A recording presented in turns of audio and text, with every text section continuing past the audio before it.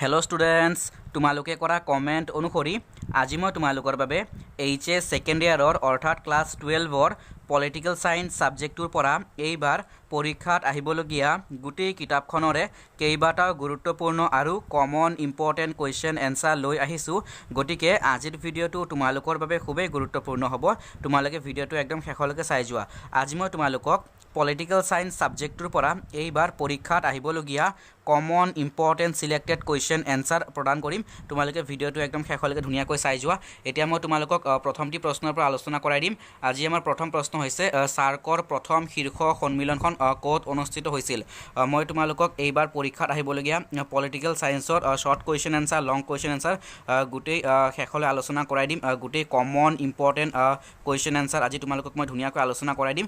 তোমালোকে ভিডিঅ'টো শেষলৈকে চাই যোৱা আৰু সকলোৱে ভালদৰে পঢ়ি থাকিবা, যাতে সকলোৱে ভাল নম্বৰ পোৱা আৰু ভিডিঅ'টো তোমালোকে সকলোকে শ্বেয়াৰ কৰি দিবা। চোৱা, এতিয়া আমাৰ প্ৰথম প্ৰশ্ন, সাৰ্কৰ প্ৰথম শীৰ্ষ সন্মিলনখন ক'ত অনুষ্ঠিত হৈছিল। উত্তৰ যে সাৰ্কৰ প্ৰথম শীৰ্ষ সন্মিলনখন 1985 চনত ঢাকাত অনুষ্ঠিত হৈছিল, বাংলাদেশৰ ঢাকাত অনুষ্ঠিত হৈছিল। মনত ৰাখিবা। আৰু এই প্ৰশ্নটো তোমালোকৰ পুৰণি কুৱেশ্যন পেপাৰটো আহিছিলে আৰু তাৰ উপৰিও সাৰ্কৰ ওপৰত তোমালোকৰ মানে 1 মাৰ্কছৰ প্ৰশ্ন এটা প্ৰতি বছৰে আহে। সাৰ্কৰ ওপৰত তোমালোকে প্ৰশ্ন পাবাই। চোৱা, এতিয়া পৰৱৰ্তী প্ৰশ্ন যে সাৰ্ক কেতিয়া গঠন কৰা হৈছিল। সাৰ্ক গঠন কৰা হৈছিল 1985 চনৰ 8 ডিচেম্বৰ তাৰিখে। ইম্পৰ্টেণ্ট প্ৰশ্ন। পৰৱৰ্তী প্ৰশ্ন, খালী ঠাই পূৰণ কৰা। চীন দেশ আৰু ভাৰতৰ মাজত 1962 চনত মানে হোৱা সীমা সংঘৰ্ষ মূলতঃ দেশ আৰু দেশক লৈ হৈছিল। উত্তৰ যে অৰুণাচল প্ৰদেশ আৰু লাডাখৰ আকছাই চীনক লৈ হৈছিল। এই প্ৰশ্নটো তোমালোকৰ পুৰণি কুৱেশ্যন পেপাৰত 2 মাৰ্কছৰ হিচাপে আহি গৈছিলে আৰু তোমালোকৰ এইবাৰ প্ৰি ফাইনেল পৰীক্ষাটো আহিছিলে, মই আলোচনা কৰাই দিছিলোঁ। পৰৱৰ্তী প্ৰশ্ন, কোনগৰাকী ভাৰতীয় প্ৰধানমন্ত্ৰীয়ে লাহোৰলৈ বাছ যাত্ৰা কৰিছিল। উত্তৰ যে অটল বিহাৰী বাজপেয়ীয়ে কি কৰিছিলে, বাছেৰে লাহোৰ যাত্ৰা কৰিছিলে। কোনগৰাকী ভাৰতীয় প্ৰধানমন্ত্ৰীয়ে মানে লাহোৰলৈ বাছ যাত্ৰা কৰিছিল। উত্তৰ অটল বিহাৰী বাজপেয়ীয়ে বাছেৰে লাহোৰ যাত্ৰা কৰিছিল। এতিয়া পৰৱৰ্তী প্ৰশ্ন যে ছাফটাৰ সম্পূৰ্ণ ৰূপটো লিখা। উত্তৰ south Asian free trade area. ছাফটাৰ সম্পূৰ্ণ ৰূপটো হৈছে south Asian free trade area. পৰৱৰ্তী প্ৰশ্ন, সাৰ্কৰ সম্পূৰ্ণ ৰূপ কি। মই কৈছিলোঁ তোমালোকক সাৰ্কৰ ওপৰত তোমালোকৰ প্ৰশ্ন হ'ব 1 মাৰ্কছৰ এটা। চোৱা, সাৰ্কৰ সম্পূৰ্ণ ৰূপ হৈছে south Asian association for regional cooperation. পৰৱৰ্তী প্ৰশ্ন, LTTEৰ সম্পূৰ্ণ ৰূপ কি। উত্তৰ liberation tigers of Tamil Eelam. আৰু 1 মাৰ্কছৰ প্ৰশ্ন এটা হ'ব পাৰে যে LTTEৰ মুখ্য নেতাজনৰ নাম কি। LTTEৰ মুখ্য নেতাজনৰ নাম কি। উত্তৰ ভেলু পিল্লাই প্ৰভাকৰণ। উত্তৰ ভেলু পিল্লাই প্ৰভাকৰণ। মনত ৰাখিবা, LTTEৰ সম্পূৰ্ণ মানে ৰূপ হৈছে যে liberation tigers of Tamil Eelam আৰু LTTEৰ নেতাজনৰ নাম হৈছে, মুখ্য নেতাজনৰ নাম হৈছে ভেলু পিল্লাই প্ৰভাকৰণ। ইম্পৰ্টেণ্ট প্ৰশ্ন, তোমালোকৰ ইউনিট টেষ্টত আগতে আহিছিলে, এবাৰ মই আলোচনা কৰাই দিছিলোঁ, সেইকাৰণে মই একেলগে কৈ দিলোঁ যে তোমালোকৰ মানে প্ৰশ্ন 1 মাৰ্কছৰ হিচাপে অহাৰ সম্ভাৱনা আছে, মনত ৰাখিবা। এতিয়া পৰৱৰ্তী প্ৰশ্ন, ৰাষ্ট্ৰসংঘৰ প্ৰতিষ্ঠাৰ সময়ত ৰাষ্ট্ৰসংঘৰ চনদত কিমানখন সদস্য ৰাষ্ট্ৰই স্বাক্ষৰ কৰিছিল। উত্তৰ 51খন, 51খন ৰাষ্ট্ৰই স্বাক্ষৰ কৰিছিল। পৰৱৰ্তী প্ৰশ্ন, কোন চনৰ পৰা কেন্দ্ৰত মৰ্চা চৰকাৰ মানে আৰম্ভ হয়। কোন চনৰ পৰা কেন্দ্ৰত মৰ্চা চৰকাৰ আৰম্ভণি হয়। উত্তৰ 1977 চনৰ পৰা, 1977 চনৰ পৰা আৰম্ভ হয়। পৰৱৰ্তী প্ৰশ্ন, গণতন্ত্ৰৰ বাবে কংগ্ৰেছ দলৰ নেতা।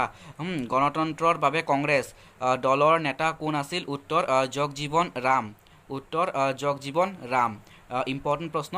পৰৱৰ্তী প্ৰশ্ন, সৰ্বাত্মক বিপ্লৱ বা সৰ্বাত্মক আন্দোলন কোনে আৰম্ভ কৰিছিল, ইয়াৰ নেতা কোন আছিল। উত্তৰ জয়প্ৰকাশ নাৰায়ণ। সৰ্বাত্মক বিপ্লৱ বা সৰ্বাত্মক আন্দোলনৰ নেতা আছিল জয়প্ৰকাশ নাৰায়ণ। পৰৱৰ্তী প্ৰশ্ন, 10 দফীয়া কৰ্মসূচীৰ 2টা বিষয় উল্লেখ কৰা। উত্তৰ যে বেংকসমূহৰ ওপৰত সামাজিক নিয়ন্ত্ৰণ আৰু সাধাৰণ বীমাৰ ৰাষ্ট্ৰীয়কৰণ। এইবোৰ তোমালোকৰ 2 মাৰ্কছৰ প্ৰশ্ন।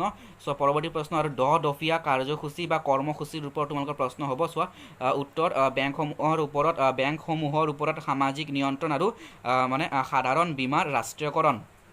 পৰৱৰ্তী প্ৰশ্ন যে ভাৰতবৰ্ষত সাম্প্ৰদায়িকতাবাদ ৰোধৰ বাবে দুটা পৰামৰ্শ দিয়া উত্তৰ ভাৰতবৰ্ষত সাম্প্ৰদায়িকতাবাদ মানে সাম্প্ৰদায়িকতাবাদক মানে ৰোধ কৰিবলৈ পৰামৰ্শ দুটা হ'ল তোমালোকে সাম্প্ৰদায়িকতাবাদৰ ওপৰত প্ৰশ্ন পাবাই সাম্প্ৰদায়িকতাক ভাৰতবৰ্ষৰ যি মানে সাম্প্ৰদায়িকতা আছে আৰু ভাৰতবৰ্ষত সেই সাম্প্ৰদায়িকতাবাদক ৰোধ কৰিবলৈ বা ভাৰতবৰ্ষৰ সাম্প্ৰদায়িকতাবাদক ৰোধৰ ক্ষেত্ৰত কি পৰামৰ্শ মানে গ্ৰহণ কৰিব লাগে সেই সম্পৰ্কে তোমালোকৰ মানে প্ৰশ্ন হ'ব চোৱা উত্তৰ যে ধৰ্মৰ ওপৰত নিৰ্ভৰ কৰি প্ৰতিষ্ঠিত আৰু গঠন হোৱা ৰাজনৈতিক দলসমূহক আইনমতে অবৈধ কৰিব লাগে আৰু যে ধৰ্মীয় মতভেদ থকা তীৰ্থস্থানবোৰ ভাৰতৰ মানে জাতীয় স্থান হিচাপে ঘোষণা কৰিব লাগে পৰৱৰ্তী প্ৰশ্ন কমন প্ৰশ্ন ভাৰত আৰু পাকিস্তানৰ মাজৰ মানে সংঘাতৰ ওপৰত প্ৰশ্ন আহে তোমালোকৰ চোৱা 2 মাৰ্কছৰ প্ৰশ্ন হিচাপে পুৰণি কুৱেশ্যন পেপাৰটো আহিছিলে ভাৰত আৰু পাকিস্তানৰ মাজৰ সংঘাতৰ দুটা দিশ হ'ল চোৱা যে জম্মু আৰু কাশ্মীৰক লৈ সৃষ্টি হোৱা সংঘাত আৰু সন্ত্ৰাসবাদী সমস্যাক লৈ সৃষ্টি হোৱা সংঘাত এতিয়া পৰৱৰ্তী প্ৰশ্নলৈ গৈছোঁ নেক্সট কুৱেশ্যন ভাৰত আৰু বাংলাদেশৰ মাজৰ মানে সহযোগিতাৰ দুটা ক্ষেত্ৰ এতিয়া ভাৰত আৰু বাংলাদেশৰ মাজৰ মানে সহযোগিতাৰ দুটা ক্ষেত্ৰ উল্লেখ কৰিব দিছে উত্তৰ ব্যৱসায় বাণিজ্যৰ ক্ষেত্ৰত ভাৰত আৰু বাংলাদেশৰ মাজত সহযোগিতাৰ সৃষ্টি হোৱা দেখা যায় আৰু প্ৰাকৃতিক দুৰ্যোগৰ আৰু জলবিতৰণৰ ক্ষেত্ৰতো দুয়োখন দেশৰ মাজত মানে সহযোগিতাৰ সম্পৰ্ক দেখা যায় এতিয়া পৰৱৰ্তী প্ৰশ্ন শ্ৰীলংকাৰ সংঘাতত লিপ্ত হোৱা সম্প্ৰদায় দুটাৰ নাম লিখা কমন প্ৰশ্ন পুৰণি কুৱেশ্যন পেপাৰটো দুবাৰ আহি গৈছে ইতিমধ্যে শ্ৰীলংকাৰ সংঘাতত লিপ্ত হোৱা সম্প্ৰদায় দুটাৰ নাম হ'ল সিংহলী আৰু তামিল সম্প্ৰদায় সিংহলী আৰু তামিল সম্প্ৰদায় পৰৱৰ্তী প্ৰশ্ন নেক্সট কুৱেশ্যন কৰিডফিয়া আঁচনি এই প্ৰশ্নটো তোমালোকৰ এইবাৰ মানে প্ৰি ফাইনেলৰ পৰীক্ষাত আহিছিলে 2 মাৰ্কছৰ হিচাপে যে কৰিডফিয়া আঁচনি কোনে আৰু কিয় মানে আৰম্ভ কৰিছিল উত্তৰ কৰিডফিয়া আঁচনি ইন্দিৰা গান্ধীয়ে জনকল্যাণ সাধনৰ বাবে অৰ্থাৎ মানুহৰ কল্যাণ সাধনৰ বাবে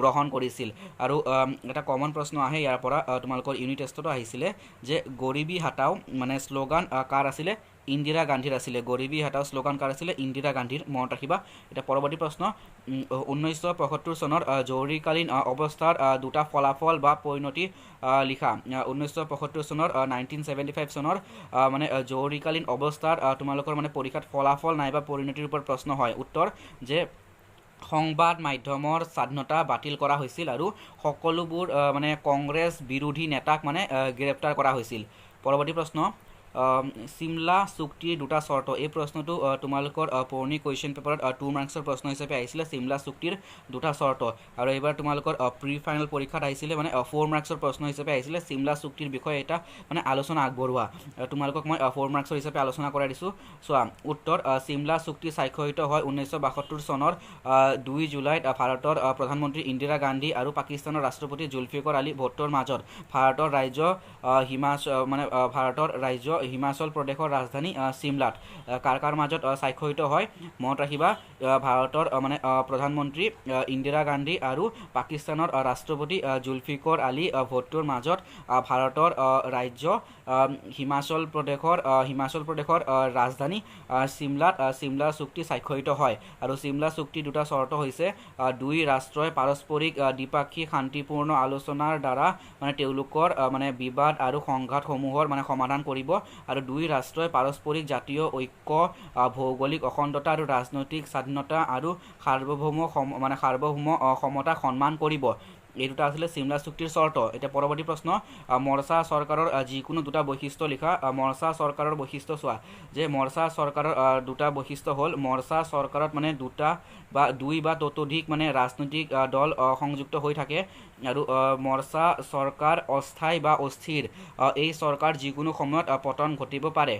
পৰৱৰ্তী প্ৰশ্ন আৰু মৰ্চা চৰকাৰৰ ওপৰত তোমালোকৰ প্ৰশ্ন হয় এতিয়া পৰৱৰ্তী প্ৰশ্ন মণ্ডল আয়োগৰ দুটা পৰামৰ্শ উল্লেখ কৰা মণ্ডল আয়োগৰ পৰামৰ্শ মানে পুৰণি কুৱেশ্যন পেপাৰটো তোমালোকৰ প্ৰশ্ন আহিছিলে 1 মাৰ্কছৰ হিচাপে মণ্ডল আয়োগৰ এটা পৰামৰ্শ উল্লেখ কৰা এইবাৰ মই তোমালোকক 2 মাৰ্কছৰ হিচাপে দি দিছোঁ 2 মাৰ্কছৰ হিচাপে সম্ভাৱনা বেছি আছে চোৱা মণ্ডল আয়োগৰ পৰামৰ্শ হৈছে যে চৰকাৰী চাকৰি বা শৈক্ষিক প্ৰতিষ্ঠানত মানে পিছপৰা শ্ৰেণীসমূহৰ বাবে 27% আসন আৰু পদ সংৰক্ষণ কৰা আৰু অন্যান্য পিছপৰা শ্ৰেণীৰ লোকসকলক ক্ষুদ্ৰ উদ্যোগ স্থাপন কৰিবলৈ উৎসাহিত আৰু সহায় কৰা পৰৱৰ্তী প্ৰশ্ন ৰাষ্ট্ৰসংঘৰ দুটা মূল উদ্দেশ্য তথা লক্ষ্য উল্লেখ কৰা উত্তৰ ৰাষ্ট্ৰসংঘৰ ওপৰত তোমালোকৰ মানে UNOৰ ওপৰত তোমালোকে ইউনাইটেড নেশ্যনছ অৰ্গেনাইজেশ্যনৰ ওপৰত প্ৰশ্ন হয় তোমালোকৰ ৰাষ্ট্ৰসংঘৰ দুটা উদ্দেশ্য বা লক্ষ্য হ'ল যে আন্তঃৰাষ্ট্ৰীয় শান্তি আৰু নিৰাপত্তা বজাই ৰখা সকলো সদস্য ৰাষ্ট্ৰৰ লগত বন্ধুত্বপূৰ্ণ সম্পৰ্ক স্থাপন কৰা আৰু আন্তঃৰাষ্ট্ৰীয় সহযোগিতা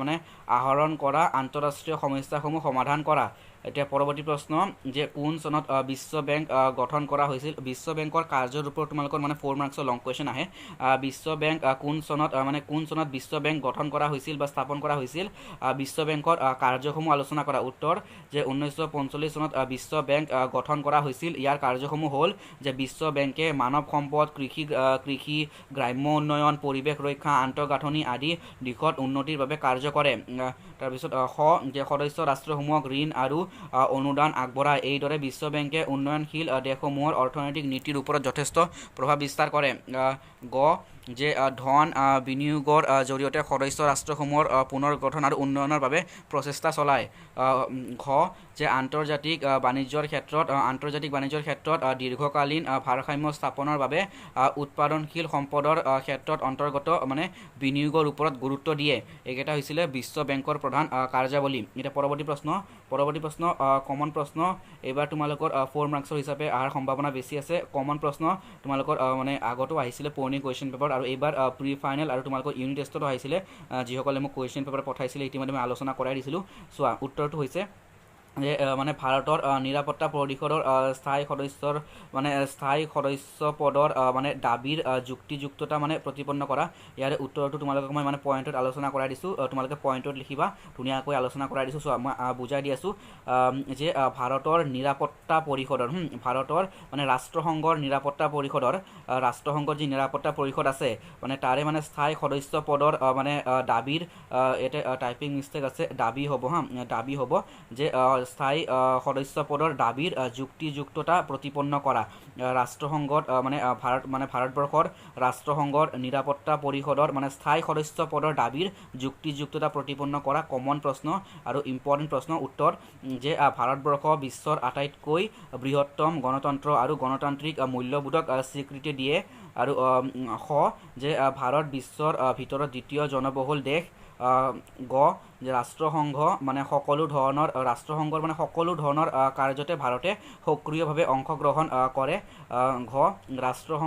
ৰাষ্ট্ৰসংঘৰ মানে বছৰেকীয়া বাজেটত ভাৰতে নিয়মীয়াকৈ অৰিহণা যোগায় আৰু যে ভাৰতবৰ্ষই অৰ্থনৈতিক ক্ষেত্ৰতো মানে যথেষ্ট উন্নতি সাধন কৰিছে এছিয়াৰ ভিতৰত মানে অৰ্থনৈতিক দিশত ভাৰত দ্বিতীয় স্থানত আছে গতিকে আজি মই তোমালোকক এইকেইটা মানে কমন ইম্পৰ্টেণ্ট কুৱেশ্যন এনচাৰ প্ৰদান কৰিলোঁ পৰৱৰ্তী ভিডিঅ'ত মই আৰু কেইবাটাও মানে কমন ইম্পৰ্টেণ্ট কুৱেশ্যন এনচাৰ মই তোমালোকক প্ৰদান কৰিম অৰ্থনৈতিক শক্তি হিচাপে চীনৰ উত্থান এইটো তোমালোকৰ এইবাৰ মানে 4 মাৰ্কছ নাইবা 6 মাৰ্কৰ হিচাপে পৰীক্ষাত আহিব কমন প্ৰশ্ন অৰ্থনৈতিক শক্তি হিচাপে চীনৰ উত্থান তাৰপিছত প্ৰথম সাধাৰণ নিৰ্বাচনত মানে কংগ্ৰেছ দলৰ আধিপত্যৰ কাৰণ এইটো কমন প্ৰশ্ন তোমালোকৰ আহিব তাৰপিছত সেউজ বিপ্লৱ কি সেউজ বিপ্লৱৰ মানে সপক্ষে আৰু বিপক্ষে যুক্তি দিয়া এইবোৰ মানে তোমালোকৰ এইবাৰ আহিবলগীয়া গুৰুত্বপূৰ্ণ আৰু কমন ইম্পৰ্টেণ্ট প্ৰশ্ন মই পৰৱৰ্তী ভিডিঅ'ত আলোচনা কৰাই দিম গতিকে ভিডিঅ'টো আজি ইয়াতে সামৰিছোঁ আমি ভিডিঅ'টো চোৱাৰ কাৰণে সকলোকে যথেষ্ট ধন্যবাদ তোমালোকে সকলোৱে ভালদৰে পঢ়ি থাকিবা যাতে সকলোৱে ভাল নম্বৰ পোৱা আৰু ভিডিঅ'টো সকলোকে তোমালোকে শ্বেয়াৰ কৰি দিবা